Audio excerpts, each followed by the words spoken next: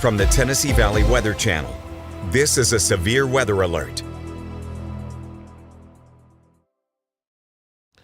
All right, it's currently 1:24 in the afternoon. I'm Fred Gossage along with Taylor Plott and Chase Wilson in the Tennessee Valley Weather Center. We continue to track severe storms across northwest Alabama.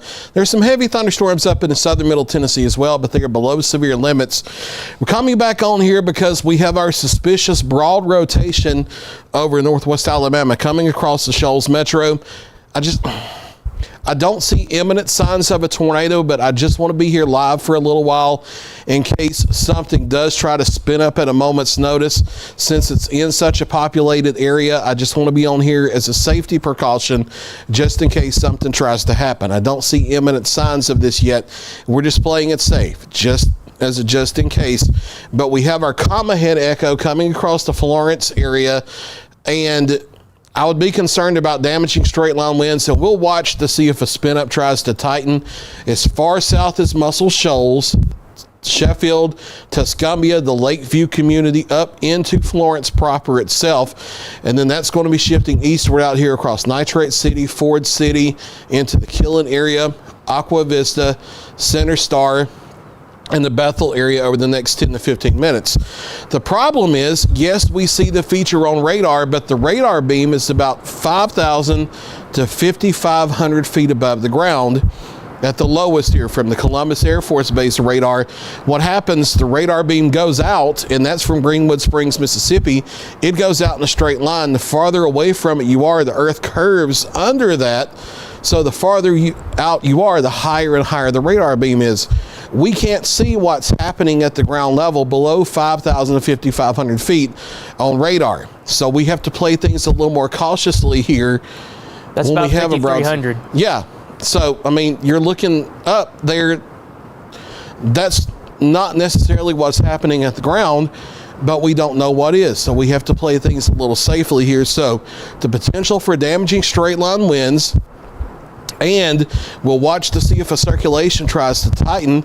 The other thing we have to worry about is as you go up, storms tilt with height sometimes. Now, I don't think they're going to be tilted as south to north as they were back in early April, but remember that Saturday night in early April where we had the tornadoes coming across Sheffield and Muscle Shoals, the radar had them up in Florence, but they were actually on the culvert side of the Tennessee River and the county line. I don't think they would be tilted south to north.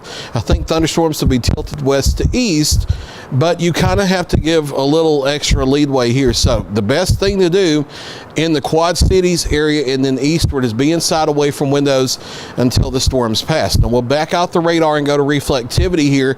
And this isn't the only area we're watching carefully. The potential for straight line wind damage extends as far north as about Green Hill, down through Killen, the Shoals Metro, over to Leeton. And then it's mainly shifted out of Franklin County now. It's moving into Lawrence County, Alabama, and that's the biggest surge of the bow echo here. I think the highest potential for damaging straight line wind is probably with this feature from about Moulton southward on Alabama 33, and that's going to be coming east-southeastward here into Morgan County over the next 30 minutes, and there's some more thunderstorm development ahead of that. So the southern half of Lawrence County, Alabama, and then over into Morgan County, Alabama, I think that's your greatest threat of 60, 70, 75 mile per hour straight line winds. And then we'll have to watch the comma head feature up here for some sporadic wind damage and also to try to see if a rotation tries to tighten up.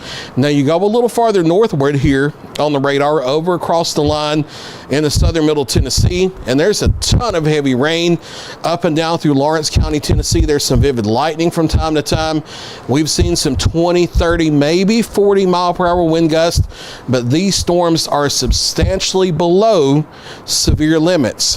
And it's a bit rain cooled up here compared to earlier. We don't see any signs of rotation in the lower levels with the storms here. So the storms are moving through southern middle Tennessee. They're loud outside. It's dark and creepy looking outside, but they are not severe. They are not something you have to shelter for other than being inside away from windows for the lightning potential. Those will be moving out of Lawrence County and will shifting over into Giles County here over the next 10 to 15 minutes, and then shifting eastward through Giles County over the next hour or so. All these are shifting eastward about 40 to 50 miles an hour as well. The Tennessee side of this is mainly just breezy conditions, a lot of really loud lightning and thunder, and heavy rain. The severe storm threat, where I'm asking you to take shelter from damaging straight line wind, that's staying on the Alabama side of things, especially Moulton to Hartselle southward. And then we'll watch our comma head feature here in the Shoals Metro now, coming across northeast Colbert, eastern Lauderdale, and over toward Limestone here. Severe thunderstorm warnings continue for these entire areas. We can kind of say that Franklin County's done for this round now because the storms are east of you. And except for the northeast part of Colbert County, it's the same thing. Colbert County, it would be Highway 43 in east, and then Alabama 20 in north. So you know that northeast quadrant there from Muscle Shoals to Escambia, Sheffield, over toward Nitrate City and Leeton, that's the area I'd watch in Colbert County. And then Lauderdale County, it's pretty much from Florence to Zip City to Green Hill eastward through Elgin, Center Star, Rogersville, Lexington, and Anderson that we'll watch. And then on across Lawrence County, Alabama, on across Morgan County, Alabama. Storms will be moving through Limestone County here over the next hour as well. Severe thunderstorm warnings for these areas until 2:15. Let's go back into our little mesoscale circulation. Have you guys seen anything that you need my attention for, that you need to point out? All right, so we still have our broad rotation here. It's gotten out on the east side of Florence now.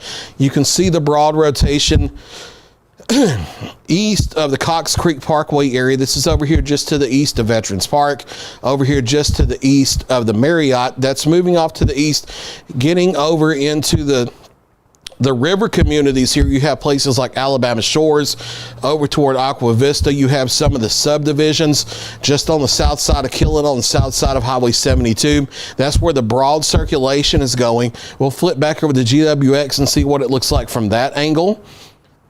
And there's still a broad rotation there, not anything especially tight. And Chase, I know that you watch some of the alternate radar sources that scan a little lower. Have you noticed anything in the lower levels yourself? Unfortunately, Okay, so not really seeing any tight low-level radar signature, and now we're getting this out of the higher population center into a little bit more of a rural area now, and it hasn't tried to tighten up. I still think there's the potential for some damaging straight line wind with this. And then the higher damaging straight line wind threat is likely Moulton to Decatur and Hartselle, southward in Lawrence and Morgan counties in Alabama. We'll continue to watch the storms very carefully. Next live update is at 2 o'clock. Should anything suspicious happen before then or new warning issued, we will be back live with updates as necessary. For Taylor Plott and Chase Wilson, I'm Fred Gossage, live from the Tennessee Valley Weather Center. Stay with Tennessee Valley Weather. We'll keep you advised. You're watching the Tennessee Valley